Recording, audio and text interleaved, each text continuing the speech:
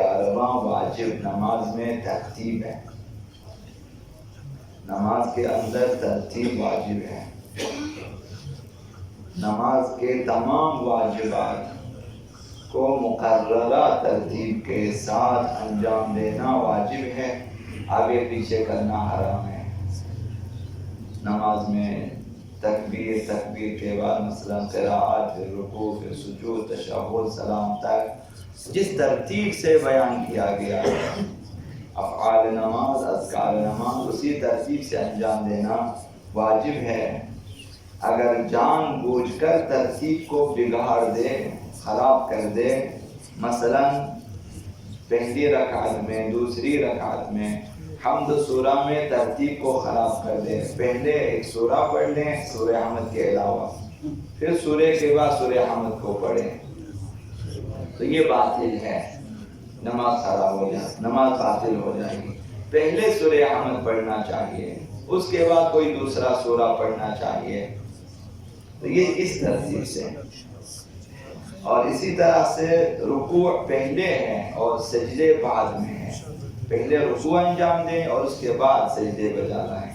اگر ان کی ترتیب کو بھی اگر بدل دیں تو نماز باطل ہو جائے گی. پہلے رکوع کریں، پہلے سجدے بجا لیں، پھر کھڑے ہو کر رکوع کریں، یہ نماز باطل ہو جائے گی. تو ترتیب واجب ہے. اگر بھول کر بھی نماز کے کسی رکن سے پہلے بعد والے رکن کو بجا لائے تو نماز باطل ہو جائے. رکن ہے، دونوں سجدے مل کر رکن ہے، تو اگر دو سجدے پہلے بجا لائیں پھر رکوع کو بجا لائیں نماز باطل ہو جائے. بھولے سے بھی اگر ایسا کرے باطل ہو جائے گی. تو یہ 11واں واجب نماز میں ترتیب ہے. 12واں واجب موالات ہے. نماز میں پئی در پئی انجام دینا، تسلسل کے ساتھ انجام دینا. واجب ہے کہ نماز کے اذکار کو اور افعال کو پئی در پئی بغیر فاصلے کے انجام دے، بیچ میں فاصلہ نہ ڈالیں.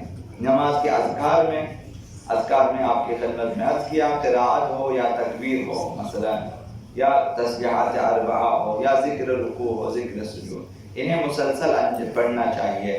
اللہ اکبر ہے تکبیرۃ الاحرام میں، اب اللہ کو جدا کر دیں، اکبر کو جدا کر کے بیچ میں وقفہ دے کر پڑھیں، نماز باطل ہو جائے گی. یا حروف میں اگر انسان قطع کر دیں، اللہ کو بھی 3 ٹکڑوں میں پڑھیں نماز، تو یہ پے در پہ انجام دینا چاہیے. اس طرح عام طور پر تکبیر کہی جاتی ہے. یہ واجب ہے کہ اور اسی طرح افعال نماز کو پے در پہ انجام دیں. 2 سجدوں میں اتنا فاصلہ نہ ڈالے کہ نماز کی صورت بگڑ جائے. رکوع کے بعد اس قدر کھڑے نہ رہیں کہ نماز کی حالت خراب ہو جائے، کہ نہ کہے کہ نماز پڑھ رہے ہیں، یعنی بیچ میں اتنا فاصلہ نہ ڈالیں. اسی طرح تشہد اور سلام کے بیچ میں اس طرح سے کہ پے در پہ انجام دیں. اگر ان کے درمیان اتنا فاصلہ ڈال دے کہ نہ کہیں نماز پڑھ رہا تو نماز باطل ہو جائے گی. اگر رکوع کیا، رکوع میں بیٹھے کھڑے ہی نہ ہو کہ اندازہ مثلا دیکھنے والے یہ سمجھے کہ نماز نہیں پڑھ رہے، ایسے بیٹھا ہو، نماز باطل ہو جائے گی. اسی طرح سے سجدے میں، سجدے سے اٹھ کر بیٹھ جائیں آرام سے، کافی وقفہ دیں کہ نماز کی صورت خراب ہو جائے، باطل ہو جائے گی. اسی طرح قیام میں تو انہیں پے در پہ انجام دینا چاہیے. سر عام نمازوں میں ہم انجام دے دیتے ہیں. واجب ہے کہ ایک کلمے کے حروف کو بھی پے در پہ پڑھیں اور حروف کو جو ہے تخطی نہ کریں، اور اس طرح سے پے در پہ کہیں کہ اس پر وہ کلمہ جس کے پڑھنے کا ارادہ کیا ہے صدق کرے کہ اللہ اکبر سبحانہ. مثلا نے حروف کو بھی اس ترتیب سے کہ جو کلمہ پڑھنا چاہتے ہیں وہ صدق کریں.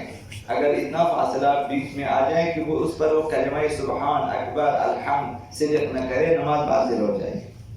اسی طرح ایک آیت کے یا ایک ذکر کے کلمات کو بھی اس طرح پے در پہ کہیں کہ وہ آیت اس پر صدق کرے یا وہ ذکر اس پر صدق کرے جس کے کہنے کا ارادہ کیا تھا. تو اس بنا پر چند چیزیں عرض کروں گا، شاید بعض لوگوں کے لیے سمجھنا آسان ہو جائے، بعض چھوٹوں کے لیے شاید سمجھنا مشکل ہو جائے، البتہ واجب ہے. تو یہ عرض کرنے کی کوشش کرتا ہوں کہ تو یہ حضرت ایت اللہ سیستانی نے فرمایا کہ مضاف اور مضاف الیہ میں موالات کی رعایت واجب ہے. کہ ایک چیز کو دوسری چیز کی طرف نسبت دی جاتی ہے تو اسے مضاف اور مضاف الیہ کہا جاتا ہے. تو آیات میں اس طرح سے مثلا مالک یوم الدین، روز جزا کا مالک. جب اردو میں کا کے کی را رے دی نانینی بیچ میں آ جاتے دو کلمات میں تو پہلا مضاف دوسرا مثلا مضاف الیہ کہلاتا ہے. تو یہ روز جزا کا مالک، مالک مالک اور یوم الدین میں فاصلہ ڈال دے تو یہ پہ در پہ ادا کرنا چاہیے. اور اس طرح مضاف الیہ کے درمیان وقف نہ کریں کہ نماز خراب ہو جائے. اس لیے عرض کر رہا ہوں کہ بہتر ہے کہ جو ہمارے یہاں پاکستان میں قرآن مجید کی چھپائی ہوتی ہے ان میں ایک خاص چیز ہوتی ہے جو مثلا خط عثمانی میں بھی نہیں ہے، جو مصری چھاپ میں بھی نہیں ہے. پاکستان میں جو قرآن مجید چھپتی ہے ان میں جو ہے یہ جو مثلا رموز اوقاف دیے ہوئے ہیں اور یہ بہترین چیز ہے. اگرچہ یہ مثلا ایک بڑے اہل سنت عالم کی طرف سے ہے، قرآن میں شروع سے نہیں ہے، روایات کے مطابق نہیں ہے، انہوں نے سہولت کے لیے چیزیں ڈال دی ہیں رموز اوقاف سجستانی.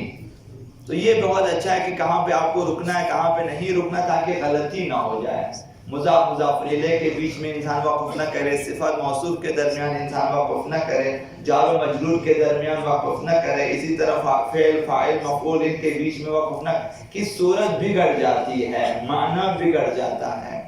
تو اس لیے یہ اگر سیکھ سکیں واجب ہے کہ قاری کے پاس یہ نہ سیکھیں کہ یہ تمام ادبیات ہیں یہ کیا چیز، یہ نہ سیکھیں. جا کر کہیں یار کہاں پہ میں نے وقف کرنا ہے کہاں پہ نہیں کرنا ہے یہ سیکھ کر رکھیں تاکہ یہ آسان ہو جائے گی. اور سورہ احمد میں یہاں پاکستانی چھاپوں میں یہ سارے دیا ہوا ہے اور یہ بہت اچھا ہے. وہاں پہ جہاں پہ لکھا ہوا اللہ وہاں نہ رکیں اچھا ہے. جہاں پہ لکھا ہوا ہے مثلا جیم یا طا وقف مطلق وقف مجوز وغیرہ کے بارے میں تو وہاں پہ مثلا رک جائیں اچھا ہو جاتا ہے، وقف کریں. یہ اسی صورتحال لہذا نماز میں زیادہ جو ہے وہ احتیاط کرنی چاہیے کہ قراءت خراب نہ ہو جائے اور یہ جو موالات واجب ہیں وہ خراب نہ ہو جائیں. تو لہٰذا جو ہے یہ بعض قاریوں کو پتہ ہے ان چیزوں کے بارے میں کہ مبتدا کہاں پہ، خبر کہاں پہ، فعل کہاں پہ، فاعل کہاں پہ، مضاف کہاں مضاف الیہ، ان میں وہ آپ کو بتا دیں گے کہ آپ ادھر پڑھ کے یہاں پہ وقف کریں اور یہاں پہ وقف نہ کریں. تو یہ چیزیں مثلا حضرت آیت اللہ سیستانی نے بھی فرمایا ہے کہ یہ چیزیں ضروری ہیں کہ انسان سیکھے. تو جب یہ ادبیات نہیں سیکھ سکتے تو پھر خالی یہی سیکھیں کہ مجھے کہاں پہ وقف کرنا ہے کہاں پہ نہیں کرنا. باسمك العظيم الأعظم الأعز الأجل الأكرم يا الله